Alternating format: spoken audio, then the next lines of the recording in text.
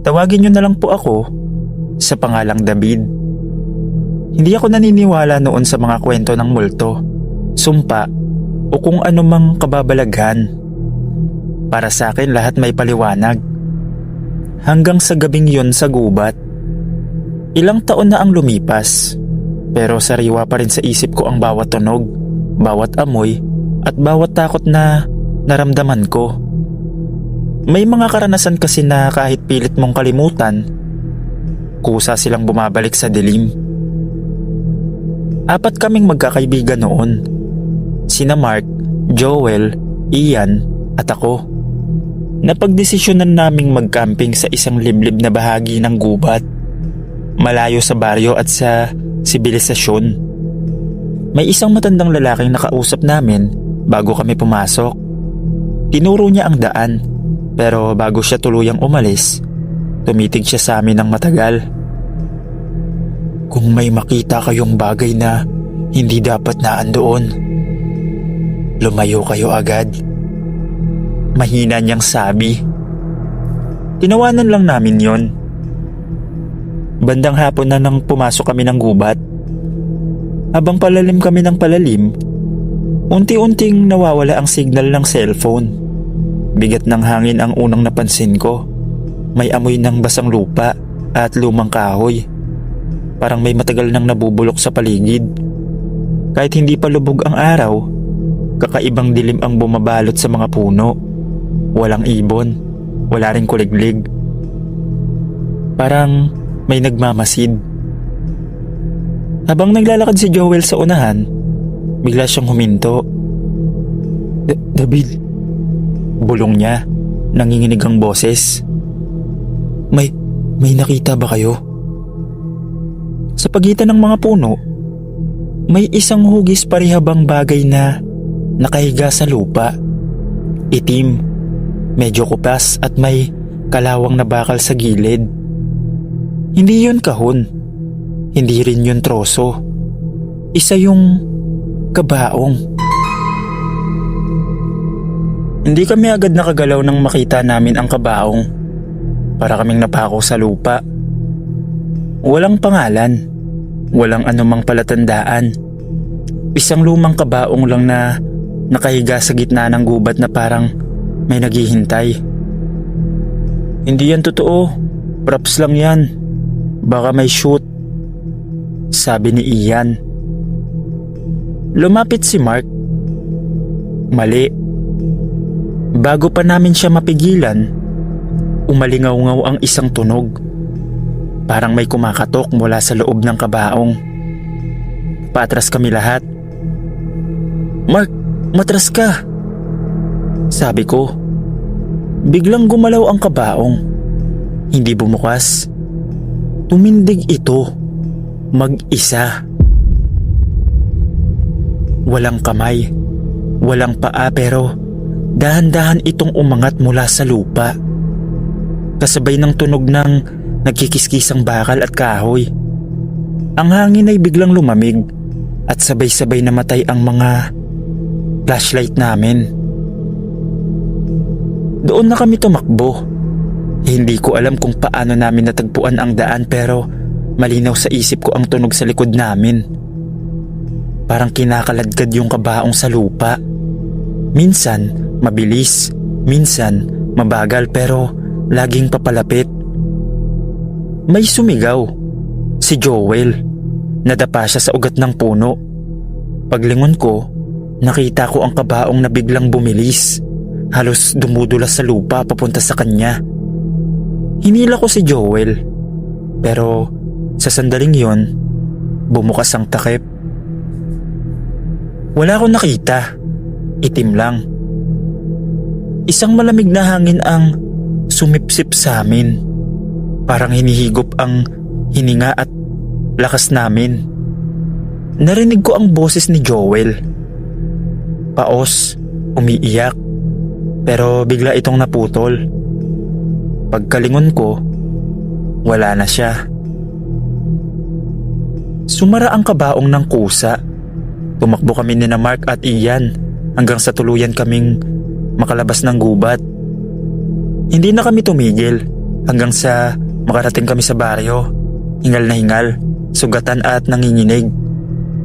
Nang bumalik ang mga tao para hanapin si Joel kinabukasan, wala silang nakita.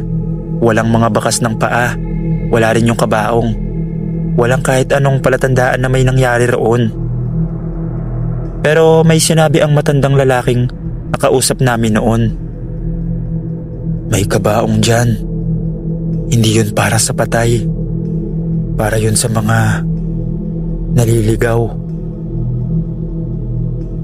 Hanggang ngayon, hindi na natagpuan si Joel. Sa mga ulat, nawawala lang siya.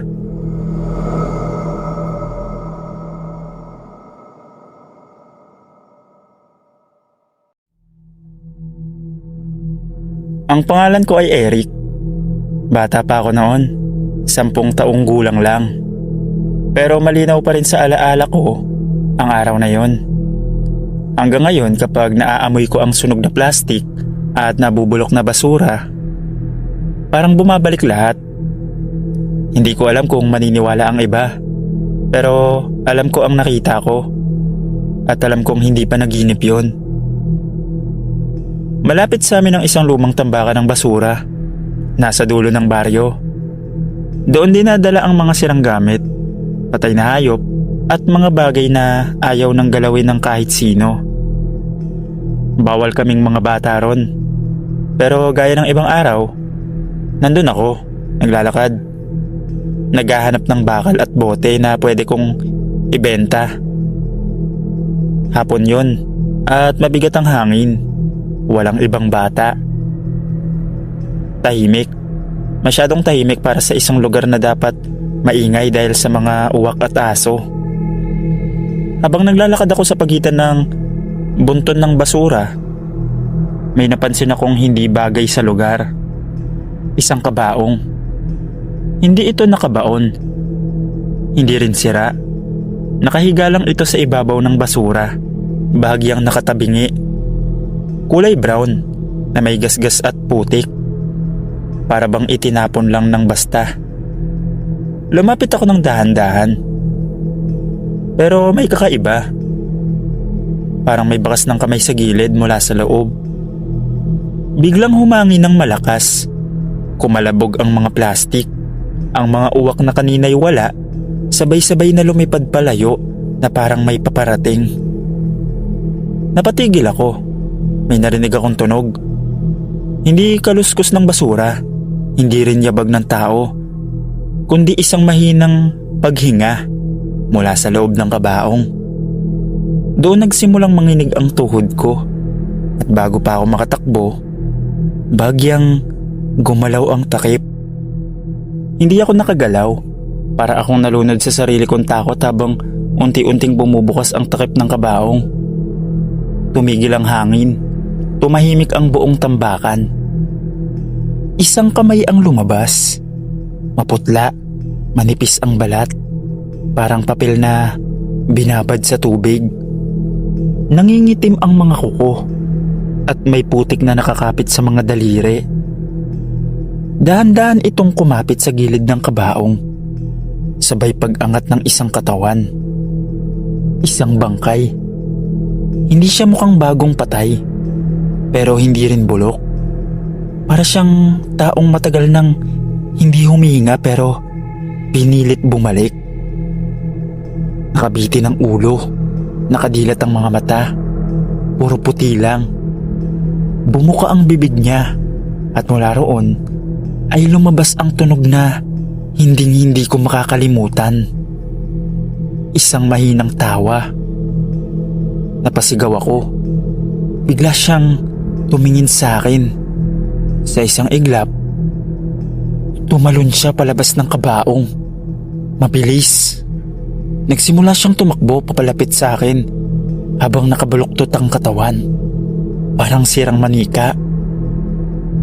"Sa'yo na to," sabi niya kahit hindi gumagalaw ang labi niya. Tumakbo ako. Hindi ko na inisip ang direksyon, basta tumakbo ako. Nadadapa sa mga bote, lata at sasanga. Naririnig ko ang paghabol niya. Hindi yabag, kundi kaladkad ng laman sa lupa, kasabay ng tawang paputol-putol.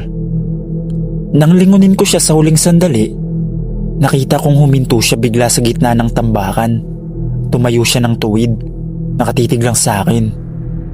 Unti-unting nagsimulang mag-usok ang katawan niya, parang sinusunog mula sa loob. Sa loob ng ilang segundo, naglahong parang abo ang buong nilalang, hanggang sa wala nang natira kundi ang hangin at katahimikan. Nakarating ako sa bahay na hingal at umiiyak. Sinabi ko ang lahat sa mga magulang ko, pero kinabukasan, nang bumalik ang mga matatanda sa tambakan, wala na ang kabaong. Hindi nila pinaniwalaan ang kwento ko. Baka daw nagutuman lang ako, pero alam ko sa sarili kong totoo yung nakita ko at hindi ko yun makakalimutan kahit kailan. Hanggang dito na lang po, Sir Dave. Salamat kung sakaling mapili itong kwento ko. More power sa PNT Stories. Salamat po.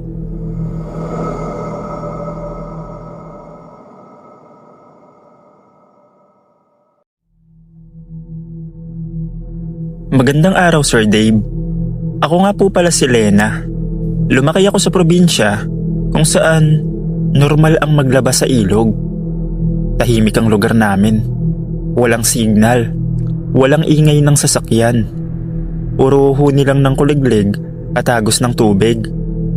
Kaya kahit mag-isa ako maglaba, hindi ako natatakot. Hapon yun, medyo makulimlim ang langit, pero hindi pa umuulan. Dala ko ang batya at sabon at bumaba ako sa paborito naming bahagi ng ilog. Malinaw ang tubig, mababaw lang, at napapaligiran ng mga puno. Walang ibang tao noon, kahit mga bata, wala. Habang nagkukusot ako ng damit, may napansin akong bagay na inaanod ng tubig mula sa taas ng ilog. Akala ko noong una ay troso lang, pero habang papalapit, napatigil ang kamay ko. Isa itong kabaong. Luma at kulay abo. May mga gasgas at lumot. Hindi ito lulubog. Parang inaanod pero may sariling bigat. Dahan-dahan itong umikot at huminto sa isang malaking bato. Ilang metro lang ang layo sa kinatatayuan ko. Nanlamig ang buong katawan ko. Baka galing lang sa baha. Bulong ko sa sarili ko, pilit nagpapakalma. Pero may mali. Isang mahinang tunog ang narinig ko, parang binubuksan mula sa loob. Biglang bumigat ang hangin. Huminto ang agos ng tubig sa paligid ng kabaong, kahit tuloy-tuloy pa rin sa ibang bahagi ng ilog. Unti-unting bumukas ang takip, at mula roon, may umangat. Hindi bangkay, isang sirena. Maputla ang balat niya, parang hindi nasisinaga ng araw. Mahaba ang buhok, itim na parang basang damo. Nakatakip sa mukha niya. Ang kalahating katawan niya ay tao, pero sa ibaba ay buntot na kulay itim na may halong berde. May kaliskis na nagliliwanag. Dahan-dahan siyang umupo sa gilid ng kabaong. Sabay niyang inangat ang ulo niya, pero wala siyang mata. At mula roon ay tumulo ang tubig na parang umiiyak ang nilalang, pero ngumiti siya at nagsalita sa boses na parang kakaiba. Hindi ka dapat nandito. Napasigaw ako at umatras, pero biglang tumalon siya palabas ng kabaong at dumiretso sa ilog. Sa isang iglap, lumalim ang tubig, parang hinigop siya pababa.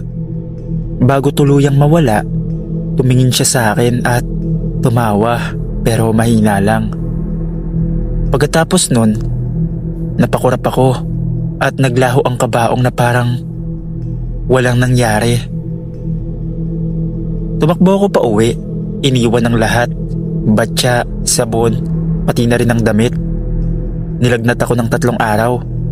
Hindi ako makapagsalita. Paulit-ulit ko lang napapanaginipan ng ilog at ang kabaong. Nang bumalik ang mga tao sa lugar kinabukasan, walang bakas, wala rin yung kabaong. Normal ang ilog na parang walang nangyari.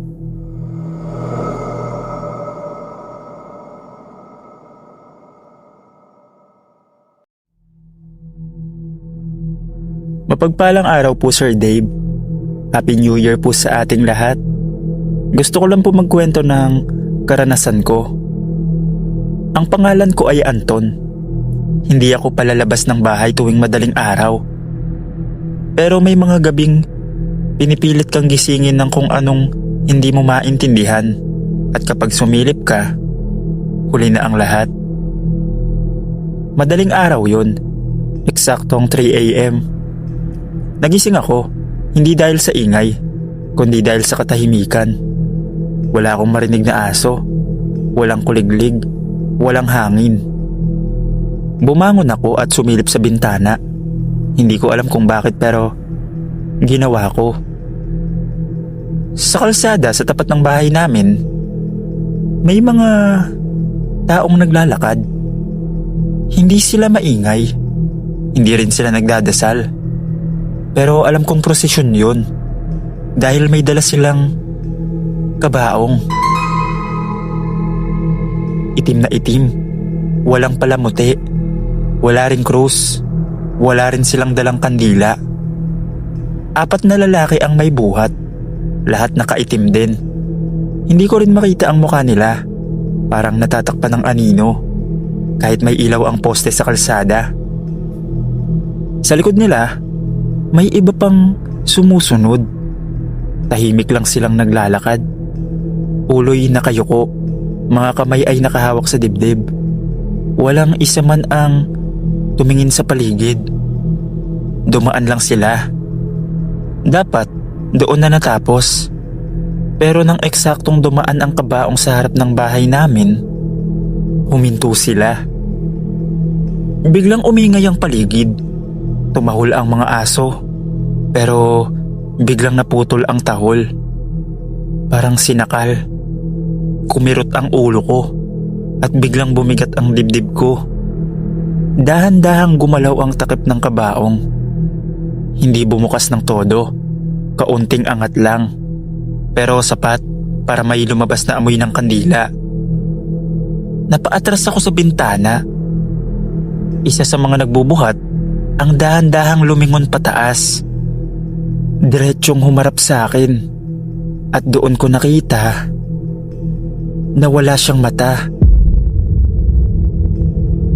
Doon ko rin narinig ang bulong, pero hindi mula sa kanya kundi mula sa kabaong. Hindi ka pa. Sabay-sabay na gumalaw ang lahat ng kasama sa prosesyon. Lahat sila sabay-sabay tumingala sa bahay namin. Ramdam kong nanginginig ang tuhod ko. Hindi ako makasigaw, hindi rin ako makagalaw. Tapos sa isang iglap, biglang sumara ang kabaong at parang walang nangyari. Naglakad ulit ang prosesyon.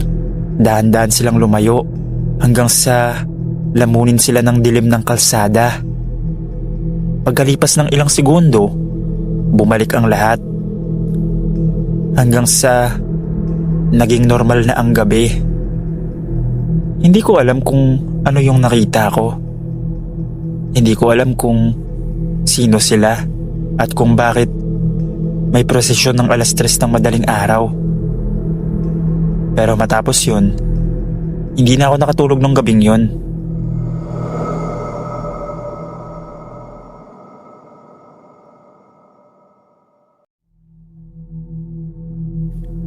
Umuwi lang naman talaga ako sa probinsya para magpasko.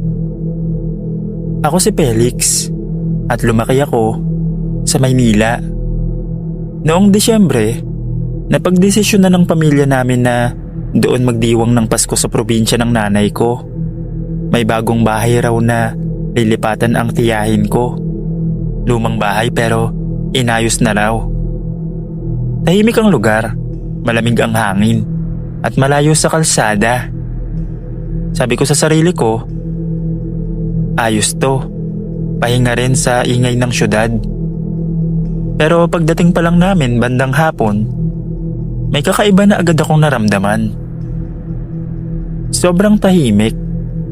Hindi yung katahimikan na presko at nakaka-relax, kundi yung tahimik na parang may nakamasid. Walang batang naglalaro sa labas. Kahit mga dahon sa puno, parang hindi gumagalaw. Ang bahay ay 2 palapag. Semento sa baba, kahoy sa taas. Luma ang itsura kahit may bagong pintura. Yung klase ng bahay na kahit maliwanag pa, parang laging may anino na nakadikit sa mga sulok. Pagbukas pa lang ng pinto, tumama agad sa ilong ko ang amoy ng lumang kahoy at alikabok. Hindi siya mabaho, pero hindi rin normal. Para bang amoy ng matagal nang hindi tinirahan. Sanayan lang yan, sabi ng tiyahin ko habang binubuksan ng mga bintana. Habang naglalabas kami ng mga gamit, napansin ko agad na parang mas malamig ang loob ng bahay kumpara sa labas.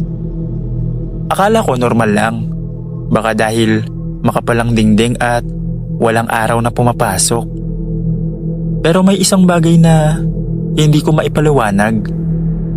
Sa tuwing tatalikod ako, pakiramdam ko may nakatingin sa likod ko. Ilang beses ako napalingon, pero wala naman akong makita. Wala ring salamin sa tapat ko para maglaro ang isip ko. Pagdating ng gabi, nagsimula na kaming maghanda para sa Pasko. Nagluluto sa baba, may nag-aayos ng mesa, may naglalatag ng higaan sa taas. Doon ko unang napansin na may isang kwarto sa itaas na sarado. Bakit di binubuksan yung isang kwarto? Tanong ko sa nanay ko. Saglit siyang tumigil bago sumagot. Bodega lang yun. Huwag na nating galawin. Hindi ko alam kung bakit, pero kinilabutan ako sa tono niya. Bandang 10:00 ng gabi, biglang nawalan ng kuryente ang buong lugar. Isa lang raw yun sa mga madalas mangyari sa probinsya. Kaya nagsindi kami ng kandila. Habang nakaupo ako sa sala, tahimik ang lahat. Bigla ko narinig ang mahinang tunog sa itaas. Parang may naglalakad. 1, 2, 3 hakbang. Tapos tumigil. Akala ko, guni-guni ko lang. Hanggang sa may marinig ulit akong tunog. Parang hinihila ang upuan sa sahig ng kahoy. Doon ko naisip na may mali. At hindi ko pa alam noon na ang gabing yon, ang unang gabi namin sa bahay, ay siya ring gabing hindi na sana kami nagpatuloy ng Pasko doon. Hindi ako agad umakyat nang marinig ko ang mga yapak sa itaas. Sinubukan kong kumbinsihin ang sarili ko na baka daga lang o kaya kahoy lang na marupok. Pero habang tumatagal, mas nagiging malinaw ang tunog. Hindi ito daga, hindi rin kahoy. May bigat, parang paa ng taong nagdadahan-dahan. Napatayo ako sa kinauupuan ko nang marinig ko ang tunog ng pagbukas ng pinto sa taas. Mahina lang, pero sapat para marinig sa katahimikan ng bahay.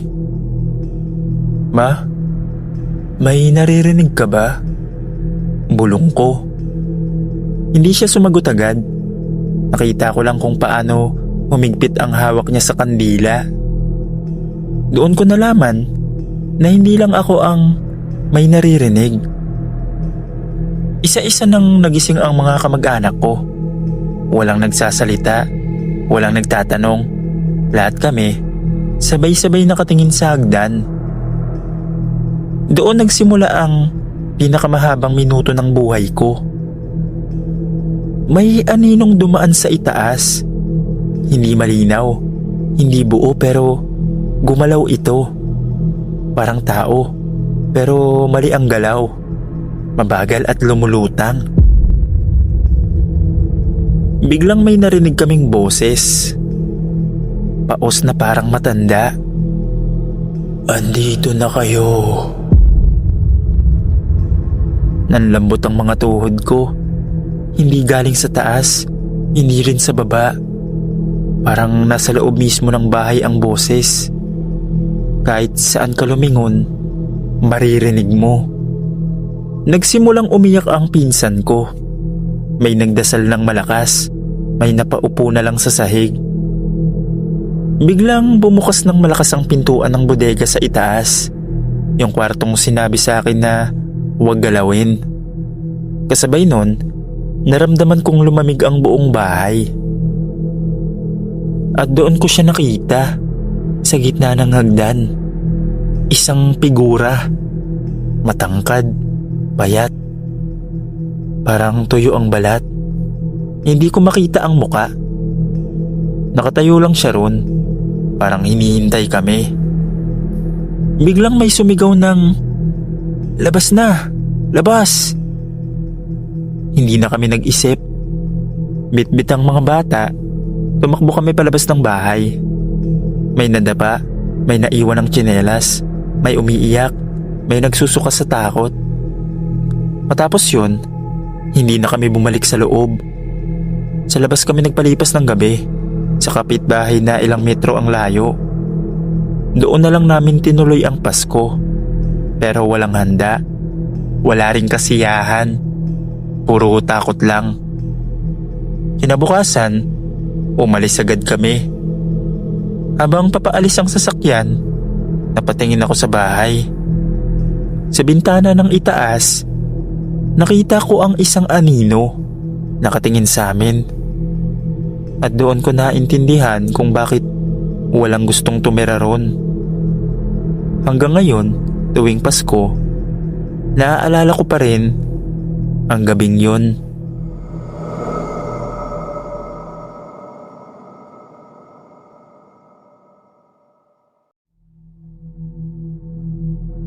Masaya ang Pasko namin nun. Dalawa lang kaming magkapatid. Ako at ang ate kong si Lisa. Buntis siya nun, 7 buwan na. At dahil first baby niya, todo ingat kami sa kanya.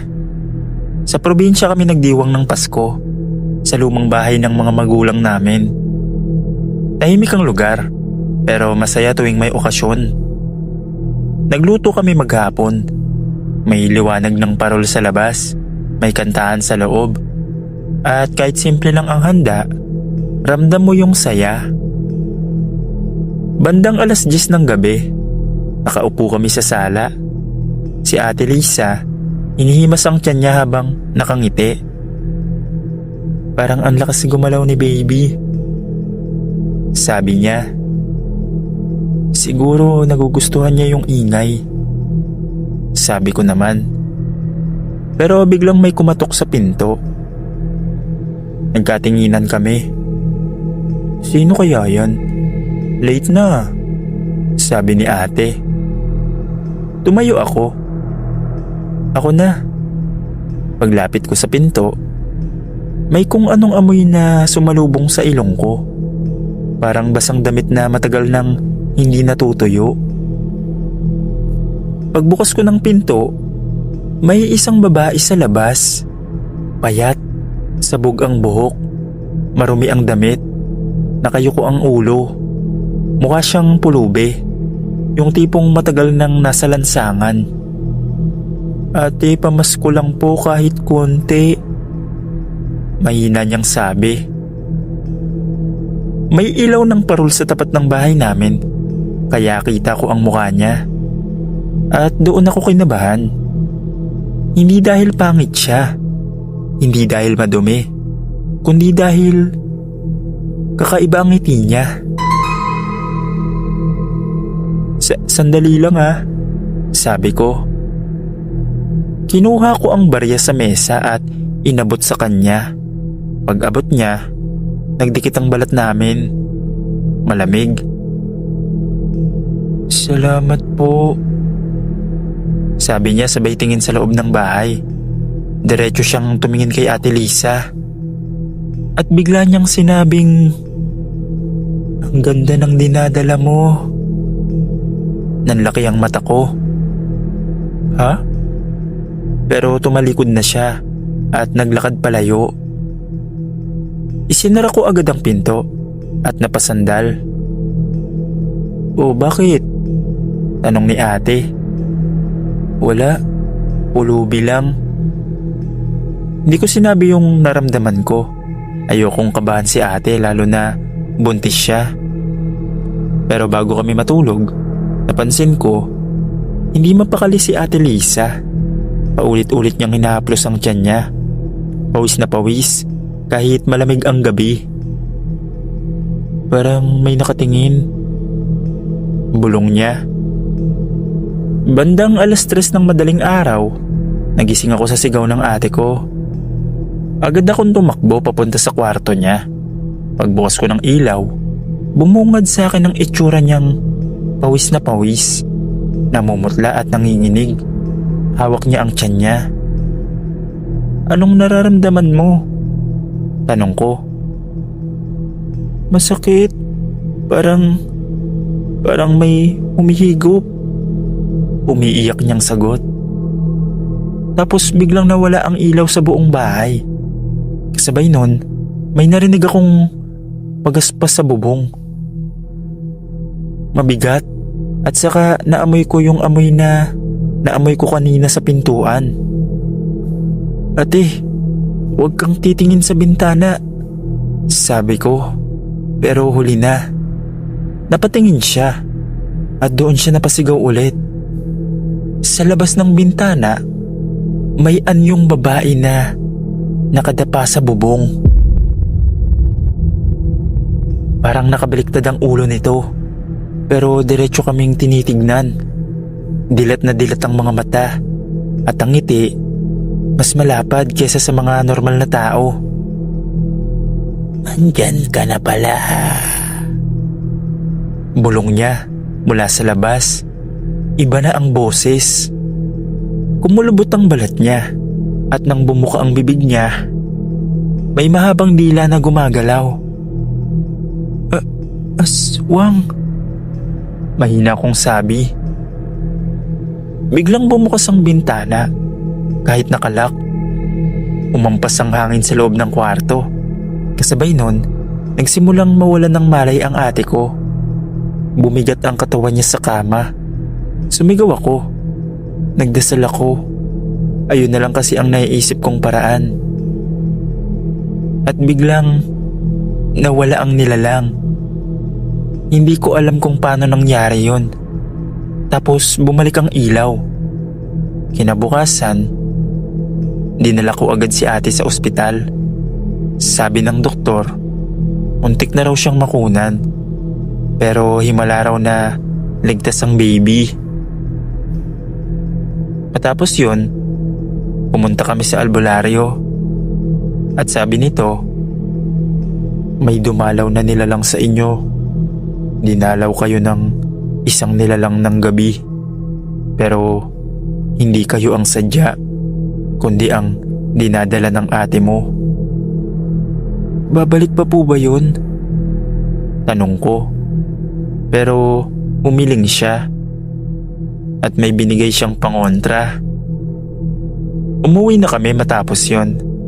At nung sumunod na mga gabi, sinunod namin ang payo niya na maghanda ng asin at magsaboy sa bubong at mga bintana. At matapos yon, hindi na nagparamdam ang nilalang. Nakapanganak ng maayos ang ate ko. At ngayon, malaki na ang anak niya.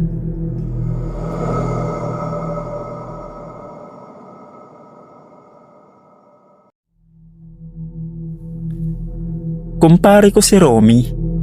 Tuwing Pasko o may okasyon, siguradong may inuman sa bahay niya. Noong gabing yon, dumaan lang talaga ako para makisalo. Hindi ko planong magtagal. Pero sabi niya, isang bote lang daw. Pero alam mo naman ang inuman sa probinsya. Isa naging dalawa, dalawa naging marami. Bandang 11:00 ng gabi, nagpaalam na ako.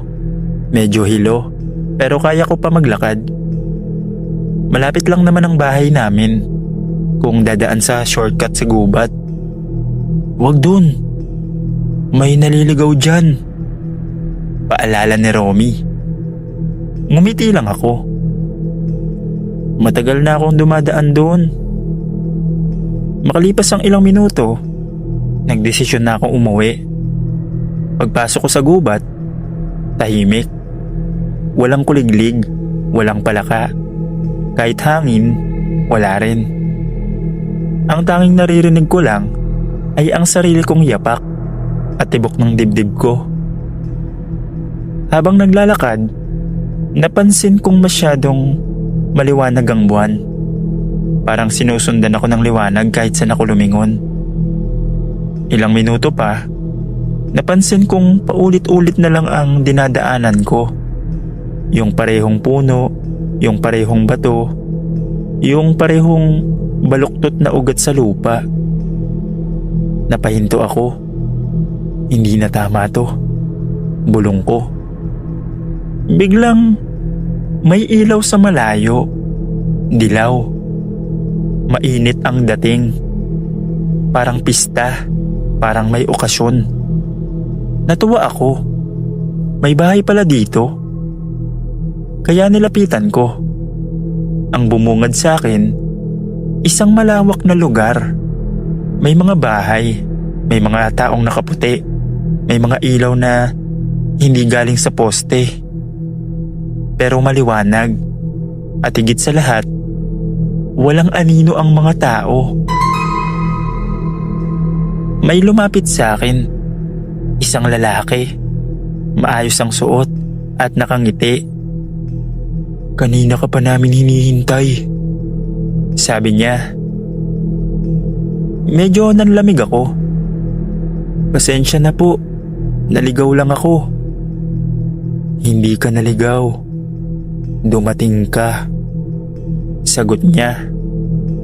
Doon ko napansin, iba ang galaw ng mga tao. Hindi sabay ang kilos ng bibig at mata, parang may kaunting delay. May isang mesa at may inilapag sila sa harap ko. Pagkain, masarap ang amoy, nakakagutom. "Tikman mo," sabi niya. Pero may naalala ko. Sabi ng matatanda, kapag kumain ka sa lugar na hindi mo kilala, hindi ka na makakabalik. Umatras ako.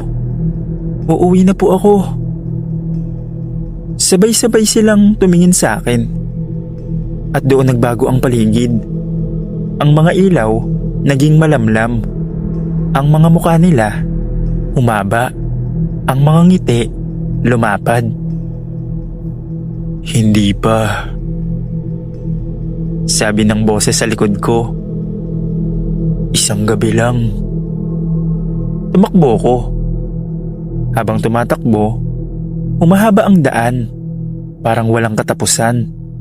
Naririnig ko ang mga yabag sa likod ko. Marami, sabay-sabay. Bigla akong nadapa. At sa lupa, nakita ko ang sarili kong refleksyon. Pero hindi ako nakatingin pabalik. Nagdasal ako. Sumigaw. Biglang may humawak sa balikat ko. Napapikit ako. At pagmulat ko, umaga na. Hindi ko alam kung anong nangyari. Nasa gilid ako ng gubat. Putik-putik, sugatan, amoy alak at pawis. May mga taong nakapaligid. "Nandito ka pala," sabi ni Romy. "3 araw ka na naming hinahanap." "Ha? Napatigil ako. Isang gabi lang yun. Umiling siya. Hindi. Matapos yun, dinala niya muna ako sa bahay nila at nagpahinga muna ako bago ako umuwi. Matapos yun, tinigil ko na ang pag-inom ko.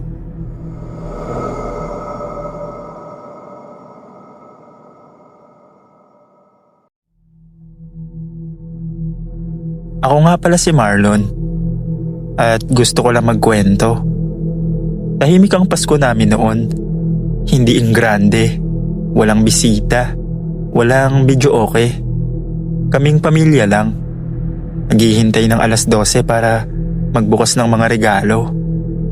Maaga pa lang, napansin na naming walang masyadong tao sa labas. Kahit caroling, bihira. Parang iniiwasan ng mga tao ang lugar namin. Bandang alas 11 ng gabi, may napansin ang kapatid ko. May regalo sa labas. Nasa tapat ng bahay, nasa ilalim ng parol.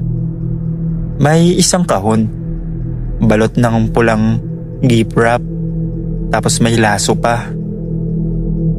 Walang pangalan, walang nakasulat.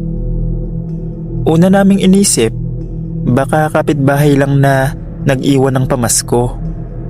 Pero may mali. Wala namang kumatok. Kinuha ko ang kahon. Magaan siya. Masyadong magaan para sa laki niya. Pagpasok ko sa loob, may naamoy akong kakaiba. Hindi siya mabaho. Hindi rin amoy pagkain. Sabi ng nanay ko, buksan ko na daw. Baka pagkain. Umupo kami sa sala. Unti-unti kong tinanggal ang laso. Maayos ang pagkakabalot. Pagbukas ko ng takip, natigilan ako. Sa loob ng kahon, may patay na manok. Meron siyang sugat, pero wala ng dugo. Ang lieg parang sinipsip. May dalawang maliit na butas sa gilid at tuyong-tuyo ang paligid na parang wala nang natirang laman sa loob. Napaatras ang kapatid ko. Napasigaw. Anong kalokohan to? Sabi ng tatay ko. Bigla naming napansin, umiinit ang kahon. At saka namin narinig yung kaluskos. Mahina, galing sa loob ng kahon. Akala ko guni-guni ko lang. Hanggang sa gumalaw ang pakpak ng manok. Isang beses. Hindi rin naman siya bumangon. Gumalaw lang. Napaatras kaming lahat. Tapos biglang namatay ang ilaw. Sa dilim, may narinig kaming malakas na pagtuka sa pinto. 3 beses. Kasabay nun, may boses sa labas. Paos. Pamasko. Nagsindi kami ng kandila. Nanginginig ang mga kamay ko habang tinatakpan ulit ang kahon. Walang naglakas loob na lumapit sa pinto. Maya-maya, tumigil ang pagkatok. Pagbalik ng ilaw, binuksan ng tatay ko ang pinto. Pero wala na ang kahon. Kinabukasan, nagdala kami ng pari sa bahay at pinabless namin. At matapos yun, may sinabi siya bago umalis. May mga regalong hindi galing sa tao. Hindi namin maintindihan yung sinabi niya. Hindi rin namin alam kung saan galing yung regalong yun at kung bakit ganun yung laman nun. Pero simula nun, tuwing Pasko, hindi na kami kumukuha ng kahit anong iniwang bagay sa tapat ng bahay.